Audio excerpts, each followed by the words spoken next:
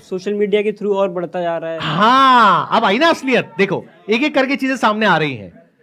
Social media पे आपको कुछ ऐसे लोग दिख रहे हैं जिनको देख करके आपके माइंड में एक इमेज बनी हुई है कि अगर मेरा ये हो गया तो मेरी भी ऐसी लाइफ होगी, और वो लाइफ कैसी है जो आपको दिखाई जा रही है, जो एक्चुअल में नहीं है, और वो दिखाना भी सही नहीं है।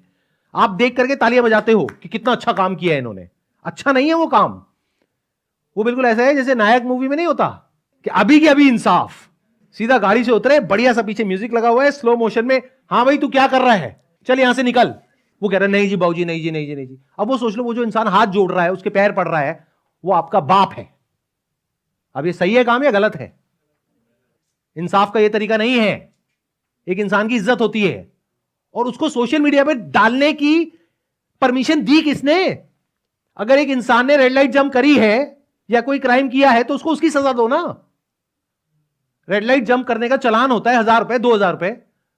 वहां पर आकर के नायक क्यों बनना है, और बच्चों के माइंड में ऐसी इमेजेस क्यों क्रिएट करनी है कि दुनिया में कोई हमारे आगे कुछ नहीं बोल पाएगा और मैं जाकर के किसी के साथ भी कुछ भी कर दूंगा? ये सब वो जो कर रहे हैं ये सब गलत है।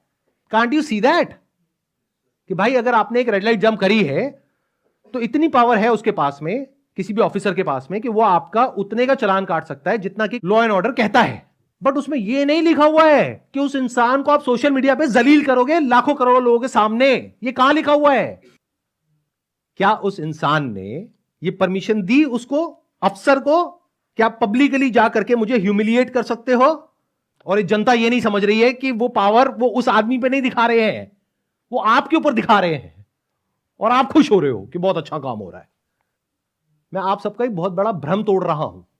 अव्वल तो ऐसा होता नहीं है जैसा दिख रहा है सोशल मीडिया पे, और अगर कोई ऐसा कर भी रहा है तो वो करना इलीगल है। इस बात को अच्छे से समझ लो। ये जो कोचिंग वाले हैं जितने भी, वो आपके साथ ऐसी बातें नहीं करेंगे जैसी मैं कर रहा हूं। वो क्या बोलेंगे? ऐसी बातें करना छोड़ दो कि कितनी सीट्स है और कितनी नहीं है। तुझे तो एक ही सीट चाहिए ना।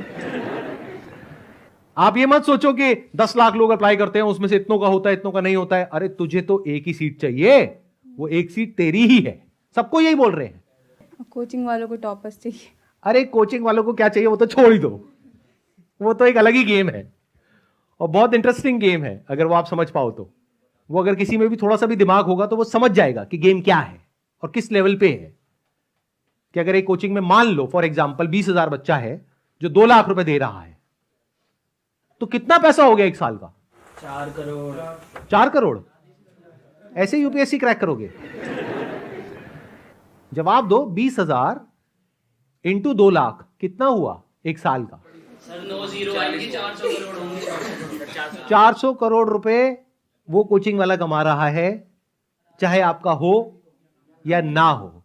ज्वाइन करते वक्त आप में इतना भी दम नहीं है कि जा करके उस कोचिंग वाले से पूछो कि ये टॉपर्स को छोड़ो, जो आप मेरे को 2-4 नाम बता रहे हो जिनका आपके कोचिंग के थ्रू हुआ है, मुझे एग्जैक्ट नंबर दो कि पिछले साल कितने लोगों ने आपके यहां से किया, उसमें से कितनों का हुआ और कितनों का नहीं हुआ। तब एक परसेंटेज निकल के आपके सामने आएगी, और तब एटलीस्ट आप ये कर पाओगे जो अगर आपको करना ही है, कसम खाली है कि नहीं मुझे तो करना ही है, तो आप थोड़ा तरीके से करोगे। ऐसे नहीं कि बस किसी को देखा और किसी के फेस वैल्यू पे जाकर के कोई भी कोचिंग ज्वाइन कर लिया। फॉर एग्जाम्पल किसी के यहां पे 1000 बच्चे हैं और 10 का हुआ, तो परसेंटेज में कितना आया? 1%। किसी के यहां पे 10,000 बच्चे हैं और 20 का हुआ, तो कितना परसेंट है? 0.2%। तो कौन सी कोचिंग को आपको ज्वाइन करना चाहिए आइडली?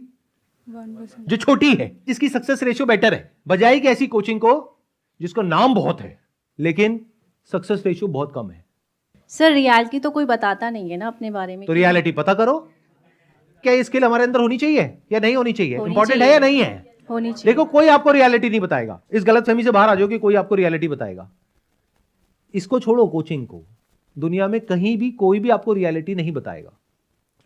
वो पता करना आना चाहिए।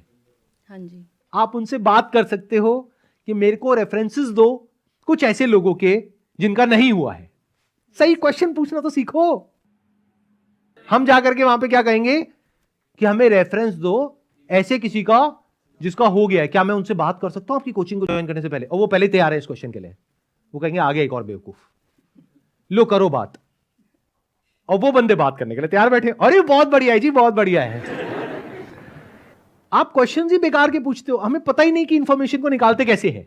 उनसे जाकर के बोलो ये मुझे नहीं पता करना कि आपके यहां पे कितनों का हुआ है, क्योंकि मुझे नहीं पता कि उनका एक्चुअल में आपके यहां से हुआ भी है या नहीं हुआ है। I don't know that. हो सकता है कहीं और से हुआ है, सेल्फ स्टडी करके हुआ है और नाम आपका आ रहा है। तो मुझे बस 10 ऐसे लोगों का नंबर दे दो जिनका नहीं हुआ है। मतलब वहां पे जो बच्चे पढ़ रहे हैं, अगर बाहर आप जा करके एक दिन के लिए जासूसी करो, वहां पे बाहर खड़े हो जाओ, जहां पे पान की दुकान होगी, चाय की दुकान होगी, वहां पे जा करके उन बच्चों से बात करो तो बहुत कुछ आपको समझ आ जाएगा। चाहो तो बहुत कुछ पता कर सकते हो, वो अलग बात है कि हम करते नहीं है। Yes, as simple as. Please have seat. Thank you sir. Thank you so much for coming.